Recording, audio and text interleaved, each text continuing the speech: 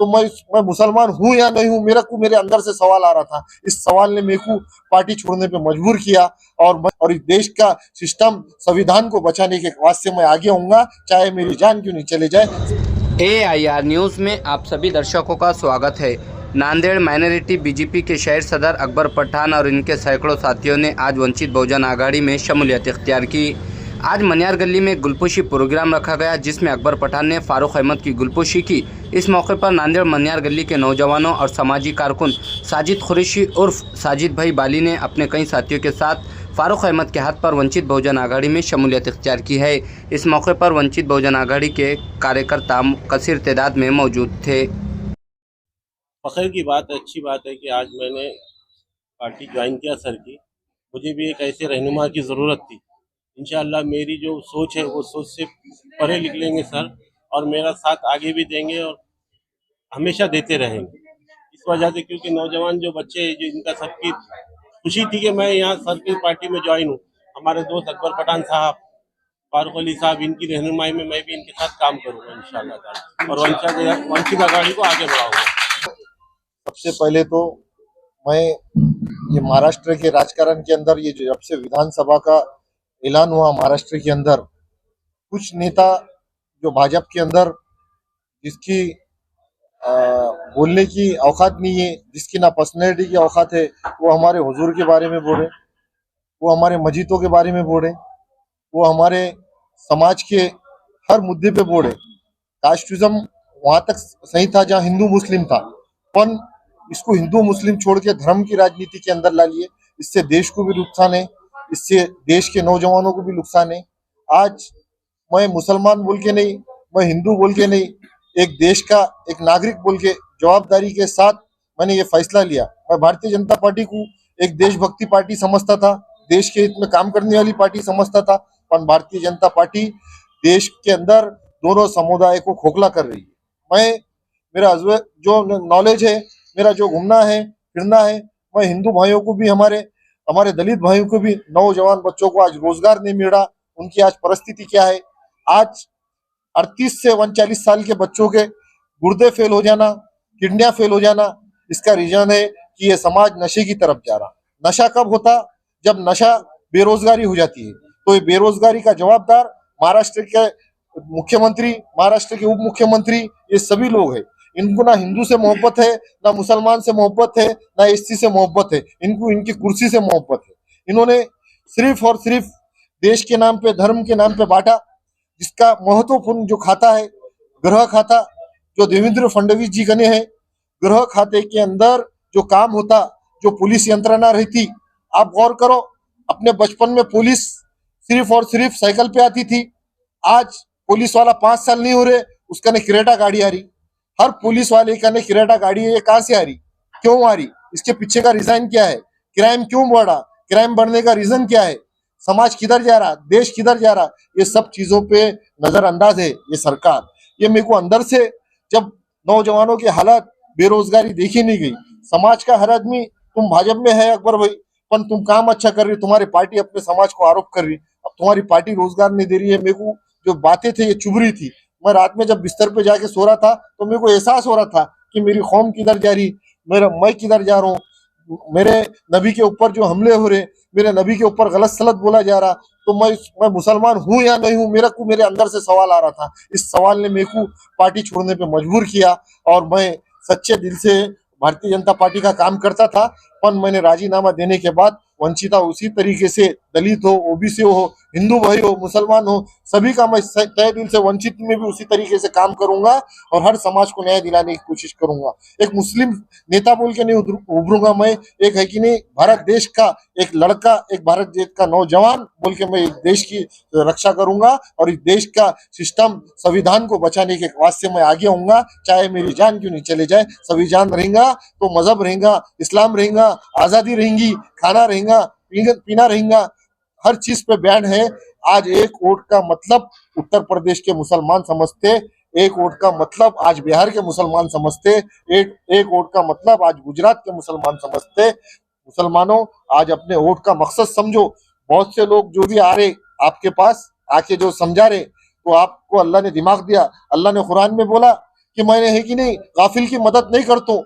अल्लाह का साफ साफ जुमला है कि मैं गाफिल की मदद नहीं करता हूँ। गाफिल मत हो मेरे भाइयों, तुम्हारा आगे करके वंचित आघाड़ी के अंदर सबसे पहले मैं प्रकाश अंबेडकर जी, जो जिसने पार्टी की स्थापना की, जिसने समाज काम के लिए, हर समाज के लिए, खास तौर से मुसलमानों के लिए कोटा कानून जो अटल बिहारी वाजपेयी सरकार के अंदर था, रोड पे आने का काम हमारे प्रकाश अंबेडकर साहब ने किया। कोटा कानून अगर लगता था तो कई नौजवानों की तादाद आज जेलों के अंदर रहती थी, उनके पीढ़ियां खत्म हो जाते थे। कोटा का मतलब ये है कि पुलिस को मिलना ही नहीं, आरोपी को लग गए भी तो किधर है, उनको कौन से भी शक के बुनियाद पर कोई रहो या मत रहो, कोटा के अंदर कोई भी आरोपी बन सकता था। ऐसा कानून, काले कानून का निषेध करने वाला महाराष्ट्र में एक शेर था। दूसरा, मैंने इसी राजकारण के चलते चलते हमारे औरंगजेब रहमतुल्लाह अलैह पे जब स्टेटस रखने पे गुने दाखिल हो रहे थे, जो सेकुलर बोलने वाले नेता, जो सेकुलर अपने आप को समझने वाले नेता, ये अपने आप पे उंगली रखे हुए थे। इन्हों बोले थे औरंगजेब हमारे नेता नहीं है, बोले थे।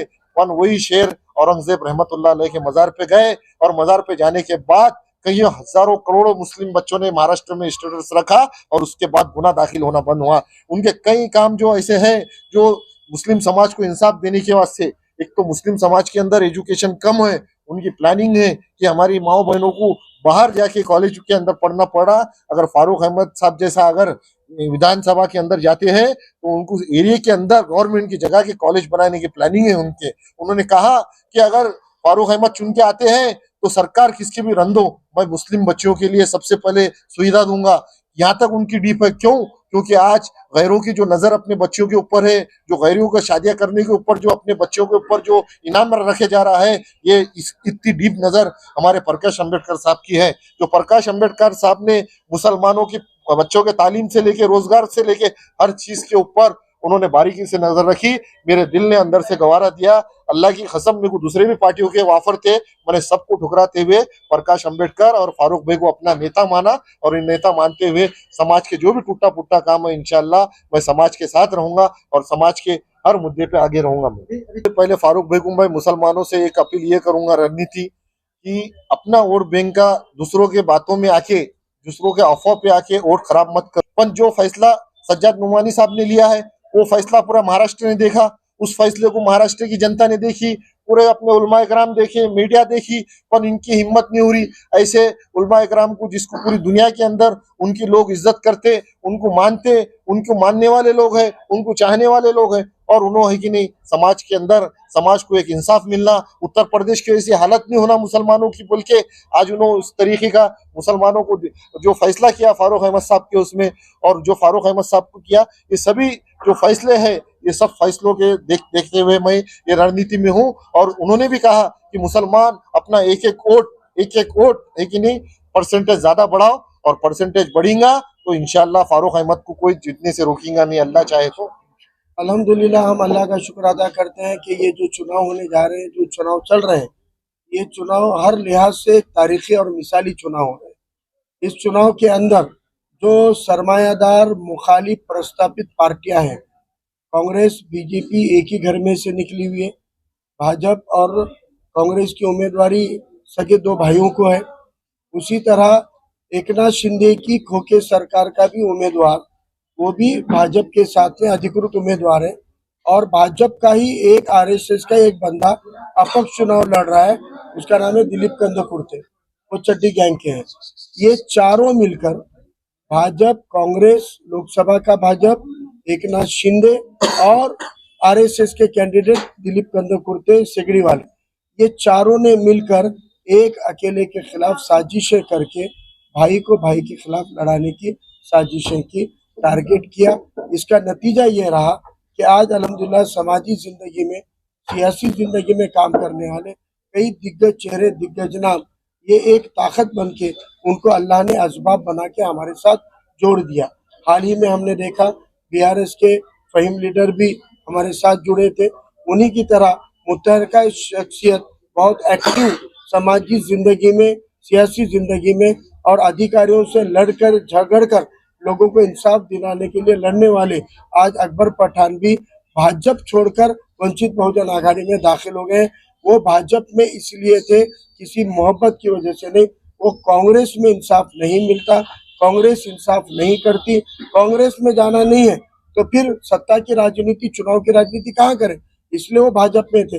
लेकिन आज अल्हम्दुलिल्लाह नांदेड़ के आवाम के लिए एक अल्टरनेट, एक मुतबादिल यहाँ पे खड़ा हुआ है, जहाँ पर अम्बेडकरवादी, दलित, मुस्लिम ये तमाम तबकात एकजुट होकर वंचित बहुजन आघाड़ी के साथ जब खड़े हुए तो इंशाल्लाह चुनकर आने के इम्कानात बढ़ गए। और इंशाल्लाह हम जब चुन के आ रहे हैं तो हमको लोगों के काम करने हैं, चुनकर लाना है, लोगों के काम करना है। इस नियत और मकसद से आज अकबर पठान ने बीजेपी को छोड़कर, उसका रिजिग्नेशन देकर वंचित बहुजन आघाड़ी में शमूलियत की है। मैं वंचित बहुजन आघाड़ी की ओर से अली जनाब प्रकाश अम्बेडकर साहब और पार्टी के तमाम पदाधिकारियों की ओर से उनका इस्तकबाल करता हूं और यकीन दिलाता हूं कि जिस नियत मकसद से आप लोगों के आवाम के लिए लड़ते झगड़ते आए, उसके पीछे हम ताकत बन के खड़े रहेंगे। और उसी तरह इतवारा की एक बहुत बुलंद शख्सियत मोहम्मद साजिद कुरैशी साहब, जो यहाँ पर सबसे एक्टिव शख्सियत है, वो भी आज अल्हम्दुलिल्लाह जब ये देख रहे हैं कि सब समाज एकजुट हो रहे हैं, सब कौमें एक जगह आ रही है और अल्हम्दुलिल्लाह सज्जाद नुमानी साहब के जैसी शख्सियत तायत में जब उतर के आई है तो गौर व फिक्र करके आज साजिद कुरैशी साहब भी हमारे साथ जुड़ गए। आज हमारी हिम्मत और हौसले और बुलंद हो गए।